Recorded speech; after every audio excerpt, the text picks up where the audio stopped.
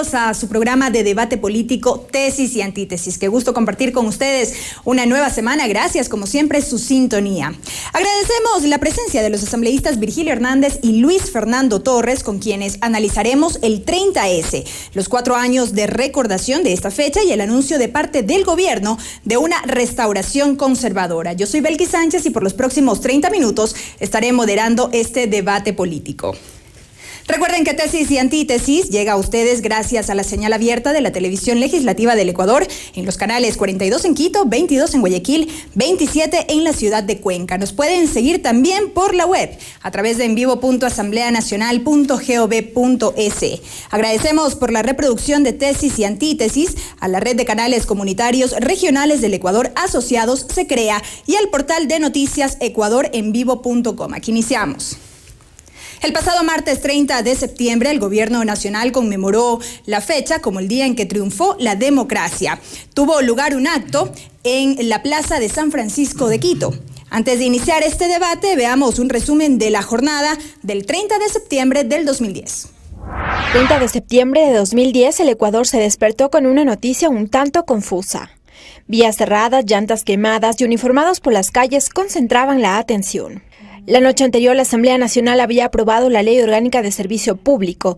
Las manifestaciones en las afueras del Regimiento Quito número 1 eran supuestamente una muestra al desacuerdo con la normativa. Transcurría la mañana y se acentuaban los motivos de la sublevación. La policía ocupó todas las instalaciones de operaciones que facilitaban su estrategia: helipuerto, motocicletas y radiopatrulla, por la que se comunicaban en todo el país.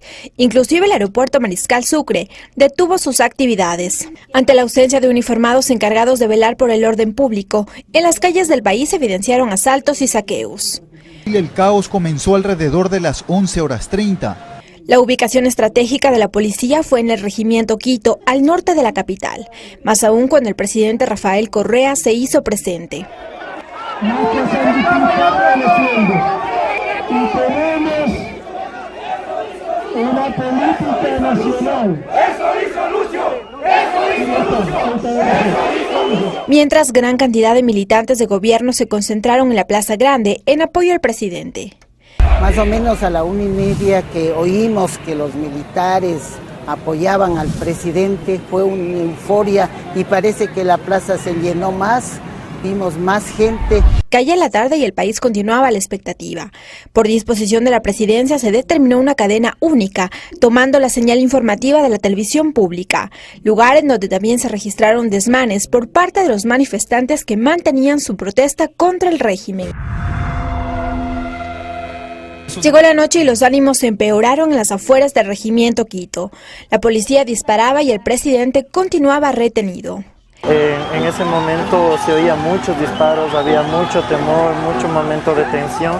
Entonces nos dimos cuenta que más o menos duró unos 30 minutos del dato que ya vimos que salió el presidente. Hablé en las 3 delegaciones con 15 policías. Ni uno había leído la ley.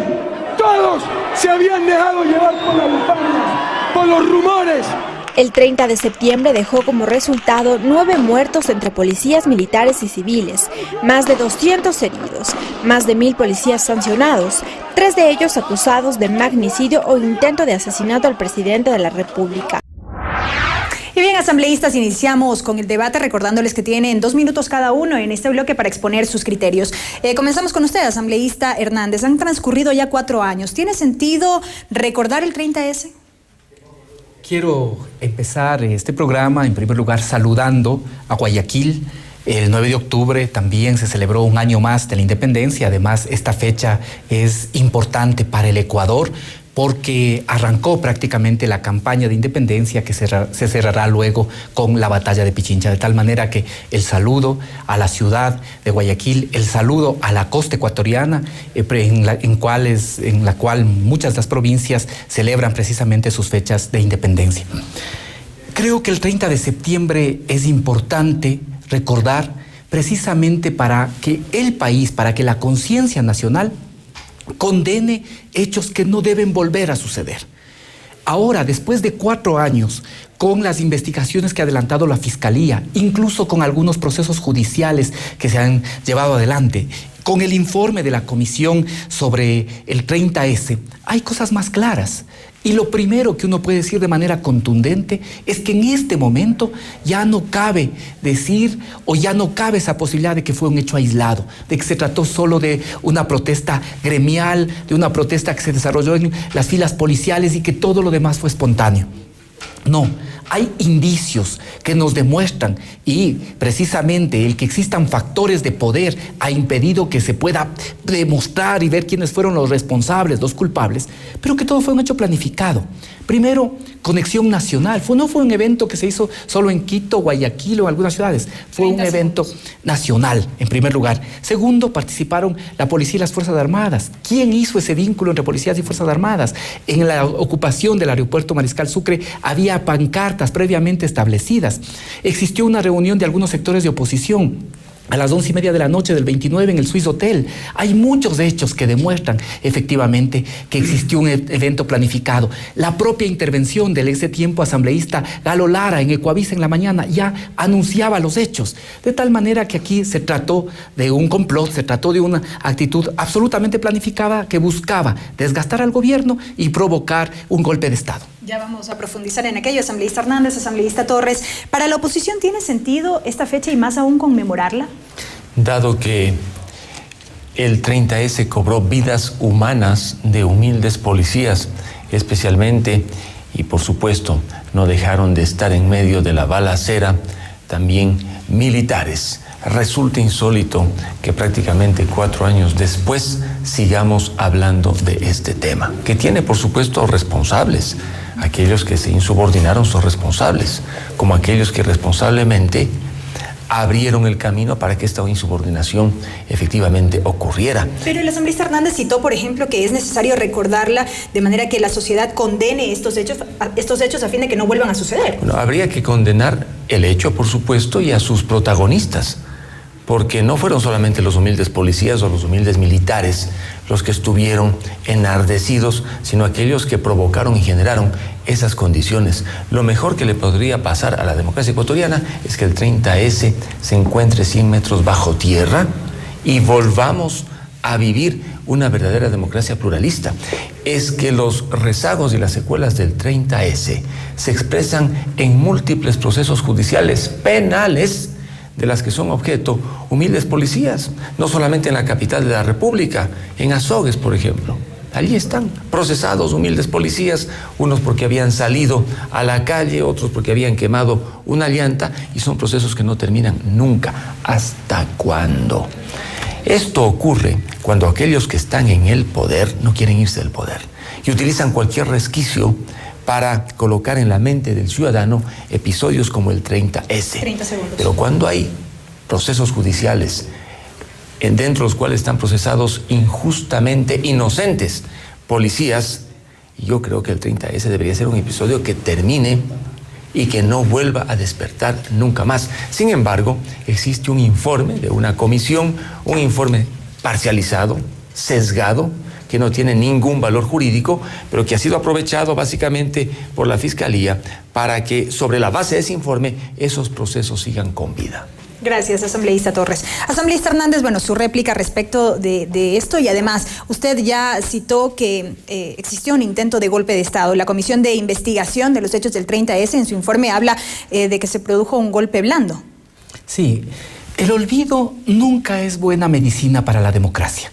Recordemos lo que pasó en los países del Cono Sur, que 20 años después incluso de los sucesos tuvieron que abrirse las investigaciones para poder condenar y para poder establecer responsabilidades de quienes fueron precisamente los causantes de atroces violaciones a los derechos humanos. De tal manera que lo mejor para la democracia y para la historia es que se puedan conocer los hechos. Y por ello, a mí me llama la atención que un tema como este, que debe ser un tema en el que todos los demócratas nos pongamos de acuerdo en que las condiciones para poder cambiar a un gobierno en democracia es a través de los mecanismos electorales, no a través de lo que es la sublevación policial que tienen que además brindar seguridad a la ciudadanía, y menos aún provocando o buscando provocar una situación de caos en el país. ¿Qué es lo que pasó? Yo creo que hay que tener muy claro qué es lo que pasó. Primero, como dice la Comisión del 30S, que hace un análisis, es un informe más analítico, establece algunas responsabilidades, pero como no es su papel, lo que hace un informe analítico, una situación de ablandamiento, de deslegitimación en base a una mala información que se hace efectivamente de algunas leyes, ley de servicio público, ley de educación superior, ley de educación intercultural bilingüe. Tercero, hay un clima de movilizaciones con reivindicaciones en la que ya empiezan a establecerse relaciones. Una semana antes del 30 de septiembre, aquí misteriosamente, la escolta legislativa no pudo controlar e ingresaron al Pleno movilizaciones de maestros, por ejemplo. Y luego, el 30 de septiembre, ¿cuál era el plan? El plan era dejar a las ciudades sin seguridad alguna, que las ciudades quedan abandonadas, que se empiecen a provocar confrontaciones, gente que defiende su propiedad, que se empiecen a provocar saqueos, de tal manera que en 2 o 3 días podamos tener centenares de muertos y por esa vía que la Asamblea, en la que no teníamos mayoría, resuelva la destitución del presidente de la República. Ese era el plan. Había un plan orquestado y planificado de golpe de Estado. Gracias, asambleísta Hernández. Asambleísta Torres, luego de estos 4 años la oposición se mantiene en que el 30S no hubo golpe de Estado y que tampoco el presidente Rafael Correa estuvo secuestrado. Bueno, Virgilio, son conjeturas que podían morir 100 personas, que le podían destituir al presidente de la República. No son más que hipótesis y de allí no pasan. Por ello es que el 30S, al seguir siendo parte de esta memoria de la Revolución Ciudadana, no hace otra cosa que encender el fuego. El 2007 ocurrió algo peor que el 30S. 57 diputados fuimos destituidos, nos dejaron a merced de los manifestantes, mujeres, hombres fueron agredidos, bienes fueron destruidos y allí no se dijo nada. Ese sí fue un verdadero golpe a la democracia. ¿Y quién habla de lo que ocurrió en marzo del año 2007?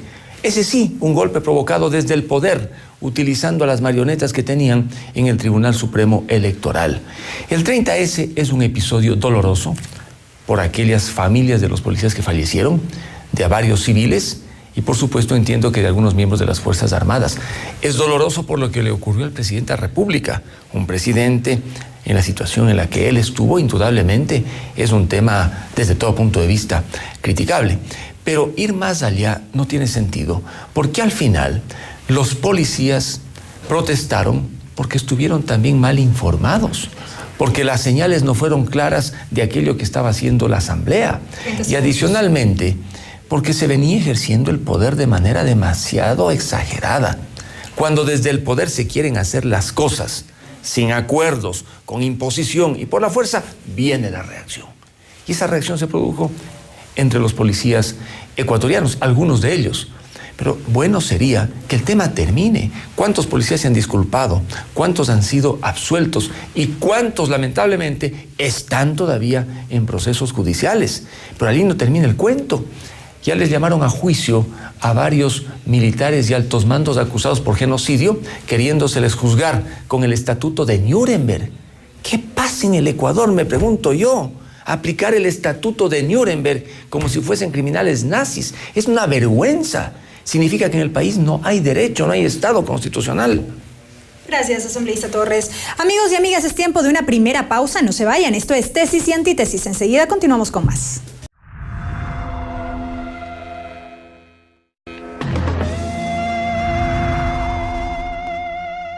Estamos de regreso con más, amigos, de su programa de debate político Tesis y Antítesis. El tema de hoy, el 30S y la restauración conservadora. Recuerden que llegamos a ustedes gracias a la señal de la televisión legislativa en los canales 42 en Quito, 22 en Guayaquil, 27 en la ciudad de Cuenca. Nos pueden seguir también por internet a través de envivo.asambleanacional.gov.es o a través del portal de noticias ecuadorenvivo.com. ¿Qué dice la gente en la calle? Siempre es importante escuchar la opinión de los ciudadanos. Veamos. El 30S para mí significa 2 cosas. Una, en donde que le enterramos a la partidocracia. Y 2, en que voy a dejar a mis hijos una herencia que es la libertad. 30S. Vea que me da miedo opinar sobre ese tema a mí. Me encantaría opinar. Es que de repente se me va la lengua, porque yo pienso de manera diferente, me puedo estar sometido a alguna acción penal. Un día que se celebra para reafirmar el sistema democrático en el día en que se intentó terminar con la constitución que estaba hecha, ¿no? Yo veo francamente que este gobierno y más que nada el presidente persigue mucho. Ahora como está este gobierno, habiendo algo de proposición buena, quieren tumbarlo. Eso es todo, señorita, eso es lo que quieren, son los contrarios del gobierno. Yo no creo que es como lo dicen, el 30 es el día en que la patria triunfó, en que la democracia triunfó. Simplemente la manipularon para hacer ver que, bueno, el presidente se siente atacado. Hay que estar pendiente, ¿por qué? Porque se está restaurando la derecha no solo en el Ecuador, sino en toda América Latina. La democracia es así, no siempre tenemos que estar direccionados a un solo frente, sea esta izquierda o derecha, tiene que haber los dos sectores, derecha e izquierda. Bien, asambleísta Hernández, continuamos con usted. Bueno, decir que la democracia no es así. Que en la democracia precisamente lo que se trata es de establecer unas reglas a través de las cuales se puedan procesar los conflictos, de tal manera que el recurrir, por ejemplo, a la sublevación, y en este caso armada, de la policía, en primer momento incluso de algunos elementos de las Fuerzas Armadas, no es un elemento democrático, no puede verse como una manifestación democrática, no, esto precisamente da cuenta de que no son conjeturas, Luis Fernando, existió un hecho. ¿Cuál es el hecho? El hecho es que se dejó el 30 de septiembre sin protección policial a la ciudadanía. Ese es el hecho. ¿Qué iba a pasar las ciudades abandonadas al mediodía? Que obviamente iban a ser víctimas de saqueos, de atentados contra la propiedad, y cada uno buscando proteger o sus intereses, o su propiedad, o su vida, iba a buscar actuar por cuenta propia. Eso se buscaba. ¿Qué es lo que acabó con ese plan? La decisión y la acción valiente del presidente de la República de enfrentar los hechos y de ir al regimiento Quito. Y eso trastocó todos los planes que tenían para que este golpe pueda concretarse y pueda concretarse como estaba planificado previamente. No son conjeturas, son los hechos. Y que en estos hechos hayan participado una serie de actores con poder demuestra que hasta ahora no pueda el país conocer la verdad. Y yo vuelvo a insistir, para la democracia y la historia siempre es bueno conocer la verdad. De ahí que obviamente existía malestar en un sector de la policía, porque había mala información de las leyes, también porque había otros hechos, porque se había desbaratado los aparatos de seguridad que funcionaban íntimamente con los aparatos de seguridad de los Estados Unidos sin responder a las directrices nacionales. Informaban antes que a los mandos nacionales, básicamente autoridades internacionales. Esa era también una cosa importante. Además, los informes que también puso en evidencia la Comisión de la Verdad, que ahora permite el enjuiciamiento a militares y policías por delitos de lesa humanidad, generó malestar. Y yo digo también el traslado de las competencias del tránsito, porque hay sectores que también han vivido, digamos, mafiosamente. Existía malestar en un sector de la policía. De eso se aprovechó y se buscó planificar un golpe de Estado que buscaba acabar con el régimen democrático. Asambleísta, brevemente, respecto de la opinión ciudadana, ¿no le parece un mal síntoma que la gente no quiera hablar del 30S o tenga miedo de hablar del 30S? Sí, yo creo que en el país el que precisamente se puedan expresar incluso los miedos, da cuenta que hay un Estado democrático de libertad de expresión en el que cada uno puede decir lo que cree que es necesario decir. Gracias, asambleísta Hernández. Asambleísta Torres. Bueno, el 30S se ha convertido pues en una verdadera cacería de brujas, especialmente desde la Fiscalía. Vea usted cuántos fueron absueltos a nivel judicial y luego tuvieron que enfrentar otra vez procesos judiciales. El caso del coronel Carrión, está también el caso de algún otro militar en servicio pasivo, absuelto, nuevamente procesado, y aquellos que se encuentran básicamente que se encuentran procesados básicamente a nivel nacional. En esas condiciones, el 30S pues ha servido simplemente para procesar y para castigar, pero ya tiene que terminar. Esto no puede prolongarse de manera infinita mientras estén en el poder aquellos que hoy gobiernan. Existe el derecho al debido proceso, que no se ha respetado, pero lo que deberíamos ver básicamente en el 30S es que hubo una reacción de aquellos que reaccionaban frente a hechos que se habían desbordado desde el poder. Es que en política las acciones no son espontáneas. Una acción indudablemente responde a una decisión. Si les dicen a los policías que les van a quitar aquello que ellos llevan a sus hogares y a sus casas, tienen que defender lo suyo. Como el día de mañana, si a alguien le dicen te vamos a quitar tu propiedad, uno está obligado a defender lo que le pertenece. De tal modo que en medio de esa confusión fue natural la respuesta. La provocación que hubo, creo yo, de manera imprudente por la visita del primer mandatario al regimiento, desencadenó indudablemente una serie de fuerzas, conductas reprochables, todas ellas, porque el primer mandatario merece indudablemente todo el respeto, no se puede dejársele en lo personal, de ninguna manera. Yo rechazo, pues, la actuación de aquellos policías y por eso sí deben ser juzgados y condenados, pero no por otros hechos, que en Loja, que en Cuenca, que en Azogues, que en Ambato estuvieron en la calle viendo qué pasaba y por eso procesados. No tiene sentido que se procese a quienes tienen indudablemente responsabilidad, porque eso sí, un militar, un oficial y un policía está sujeto a una jerarquía. El 2007 dieron el mal ejemplo desde el poder, cuando les autorizaron que nos despojen de todo tipo de protección a los diputados de aquel entonces, cuando se destituyó a más de la mitad del Congreso ecuatoriano. Gracias, asambleísta Torres. Asambleísta Hernández. En el 2007, efectivamente, la ciudadanía pedía y clamaba porque se vayan y se haga una asamblea constituyente. En cambio, en el 2010, esa misma gente salió a defender la democracia y a pedir que se mantenga el Estado democrático y se mantenga además el presidente de la República. Como tú has señalado, en política no hay acciones espontáneas. Esto fue planificado y se buscaba generar en el país una situación de caos y de violencia. ¿Cómo se puede decir o cómo se puede hablar de inocentes policías o de persecución cuando existieron muertos? Cuando existieron muertos, militares, policías, civiles, muertos. ¿Cómo se puede decir que se está persiguiendo cuando se buscaba, y de esto hay evidencia, matar al presidente de la República? Imaginemos por un momento lo que habría pasado y el escenario que habría tenido que vivir el Ecuador si eso se concretaba. Pensemos en lo que suscitó para Colombia y lo que fue para Colombia la muerte de Galán. ¿Qué es lo que desencadenó? Seguro, muchos dicen que esto fue parte o contribuyó al origen de la violencia en Colombia, del que ahora, 6 décadas después, no han podido salir. ¿Qué pasaba si se concretaba el magnicidio y morir el presidente de la República? Son hechos demasiado graves para la historia nacional como para que tengamos que pasarlos o como para que tengamos que olvidarlos o hablar de acciones persecutorias. Aquí se requiere tener conocimiento de la verdad. Tenemos derecho a saber la verdad y tenemos también derecho a que se juzgue a los responsables, a quienes efectivamente materializaron, pero a quienes estaban atrás. A quienes buscaban, por ejemplo, que la Asamblea se reúna, que se reúna la Asamblea Nacional y que la Asamblea tome una decisión. Recordemos que en el 2010 no había las condiciones que en este momento existen.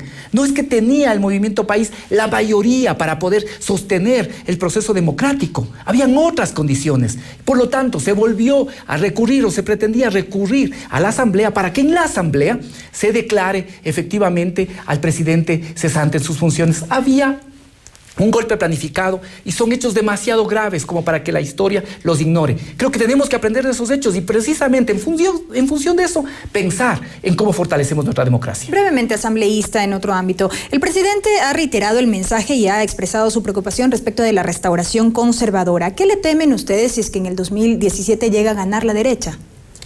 En que efectivamente todo lo que se ha constituido en estos años de transformación pueda perderse. Pero esto también seguramente podremos hablar, porque esto también tiene que decidir la ciudadanía, pero democráticamente.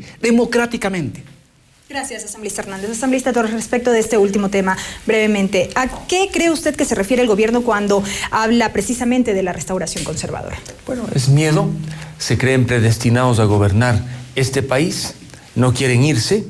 Temor a que ser fiscalizado si viene otro gobierno, no es a perder lo que se ha conseguido. Porque en democracia, alguien que gobierna tiene que saber que un día está y otro día no está. La alternabilidad es uno de los componentes fundamentales de la democracia. Lamentablemente, la alternabilidad no consta ya en el artículo 1 de nuestra Constitución. Sí constaba antes, pero en la del 2008 eliminaron. En la última edición de la revista Vistazo existe un análisis muy interesante sobre la restauración conservadora, fantasma o realidad, entre interrogantes. Y aquí está una entrevista en la que yo participo y, por supuesto, un análisis general. Aquí no hay restauración conservadora. Lo que sí existe es la voluntad de restaurar la práctica democrática pluralista. Es que estamos bajo un modelo autoritario de control de los principales resortes del poder. Recuperar la democracia entiendo que va a permitir que sea una tarea en la que podamos coincidir desde aquellos que están en la izquierda ecuatoriana y aquellos que estamos en la otra orilla, sabiendo que ese es parte de la agenda mínima, restaurar las prácticas plurales, democráticas, saber que el Estado constitucional garantista no puede colapsar, debe haber una protección para los derechos fundamentales. El discurso del alcalde Jaime Nebot en la sesión solemne de Guayaquil fue esclarecedor. Él fijó la ruta de cómo tenemos los ecuatorianos que trabajar precisamente para defender la libertad, la democracia, las prácticas, en definitiva, plurales. Ese es el desafío que tenemos aquellos que no compartimos esta idea de los que se sienten predestinados a gobernar el Ecuador. Si dijeron que la Constitución iba a durar 300 años y ahora no quieren irse el 2017, quieren seguir, ¿de qué proyecto hablan? ¿Ha disminuido la delincuencia? ¿Ha bajado consistentemente la pobreza? ¿El Ecuador recibe mayor inversión extranjera? ¿Hay más empleo, más trabajo? Nada de ello. Han hecho una tarea en algunos temas interesante, pero en otros el saldo es rojo. Gracias, asambleísta Torres. Estaremos desarrollando este tema ya en nuestro bloque final. Amigos, es momento de una nueva pausa aquí en Tesis y Antítesis. Enseguida continuamos con más. Quédese en sintonía.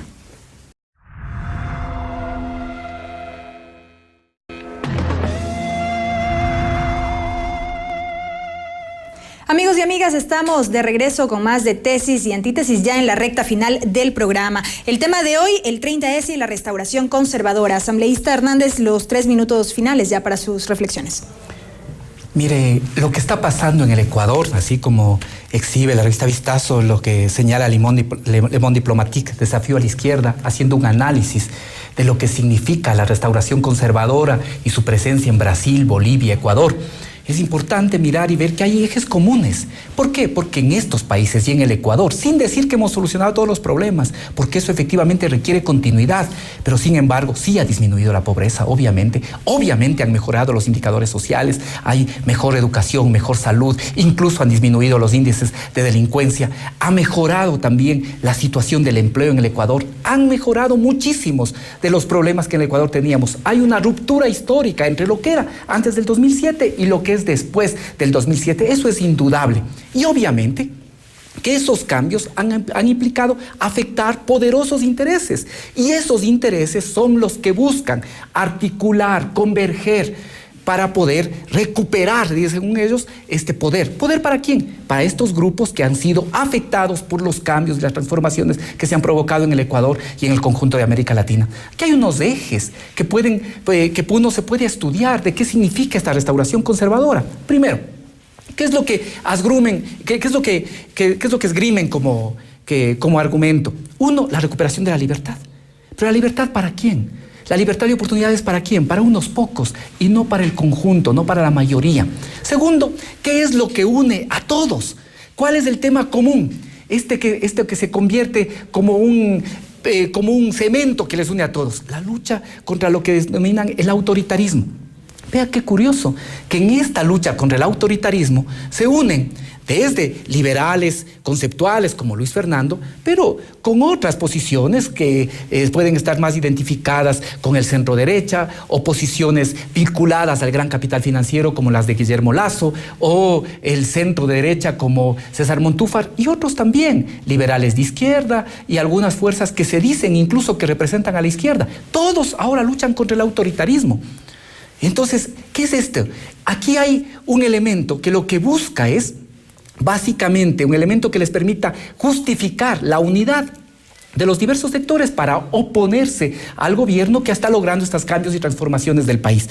Tercero, ¿qué es lo que les molesta? ¿Y cuál es un eje de esta restauración conservadora? La lucha contra un Estado que ha permitido que se planifique, que se regule, que se ponga en orden lo que se tiene que poner en orden, pero también que se redistribuya y por lo tanto se cree mayor justicia social, mayores condiciones y mejores condiciones de vida para la ciudadanía. Esto es básicamente, y contra esto es lo que están luchando las fuerzas de oposición, y por eso buscan restaurar el orden que tenían hasta antes del 2007 en el caso del Ecuador.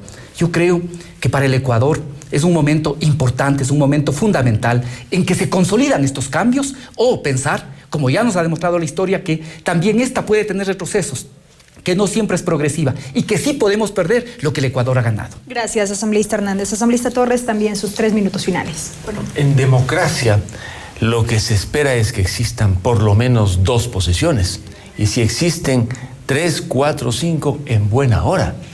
La democracia es un mecanismo para que las disputas de poder se resuelvan pacíficamente. Mientras pacíficamente podamos presentar alternativas, en definitiva, al país, bienvenida la posición de cualquier lado. Virgilio es un hombre de izquierda, siempre ha estado allí y tiene su forma de ver las cosas. Pero así como él tiene una posición vertebrada, hay otros que viven de lo que normalmente se llama el socialismo mercantilista. Un día están con el capitalismo mercantilista, otro día están con el socialismo mercantilista. Oportunistas, sobre todo en el tema económico. Y que de ellos no hay en el actual régimen, por favor, de ellos hay en el Ecuador, en Brasil, en Argentina, en Venezuela, no se diga en Bolivia y por supuesto en Nicaragua. La alternativa que tiene que plantearse desde la orilla no gobiernista, indudablemente tiene que estar marcada por un compromiso con la democracia. Y de hecho, allá vamos a restaurar aquella democracia que creemos que se ha perdido en el país, la democracia pluralista, tolerante, a recuperar las bases del Estado constitucional de derechos y justicia. No se ha vaciado de garantismo el Estado constitucional. Lo difícil que es ahora luchar contra el poder cuando están de por medio los derechos del ciudadano. Es hora entonces de apuntalar el Estado de derechos y justicia. Y por supuesto, se necesitan iniciar una serie de acciones para que la delincuencia no tome la fuerza que ha venido tomando, para que existan incentivos en materia de creación de empleo y de trabajo, para que el país se abra al mundo y podamos tener más inversión, más empleo. En definitiva, en materia social, los logros del actual régimen nadie podría desconocer. Y por supuesto, habría que avanzar pensando siempre en la calidad, en materia de salud, en materia, por supuesto, de educación, en la vialidad, que es tan importante, y en la infraestructura física. Este gobierno ha hecho algunas obras de importancia, por supuesto. Habrá que fiscalizar, porque toda obra tiene que ser fiscalizada, y habrá que hacer más. 30 segundos. De tal modo que de lo que se trata es de presentar una propuesta de cambio, de renovación. Es que un país, si sigue con los mismos haciendo lo mismo, se bloquea y resultamos perjudicados los ciudadanos. Un cambio siempre es importante y el 2017 tiene que haber un cambio en el país. Y váyanse, si tienen que irse el 2017, aquellos que hoy gobiernan, con la tranquilidad que les deja pues la conciencia limpia. No tengan temor. Los temores les hacen ver fantasmas en la oposición, fantasmas que no existen, porque aquellos que estamos en la oposición somos demócratas de la cabeza a los pies. Gracias, asambleísta Torres y asambleísta Hernández. De esta manera estamos terminando. Amigas y amigas, ustedes han escuchado ya criterios contrapuestos en torno, de un lado, al 30S y de otro a la denominada restauración conservadora. Recuerden que aquí en Tesis y Antítesis, la síntesis les corresponde a ustedes. El video de este debate lo pueden encontrar en nuestro canal de YouTube y en la página de Facebook del programa Tesis y Antítesis. Este programa se reproduce por la señal de la radio de la Asamblea Nacional los lunes a las 8 de la mañana. Agradecemos la reproducción del programa a la red de canales comunitarios regionales del Ecuador asociados Se Crea y al portal de noticias ecuadorenvivo.com. Hasta la próxima semana.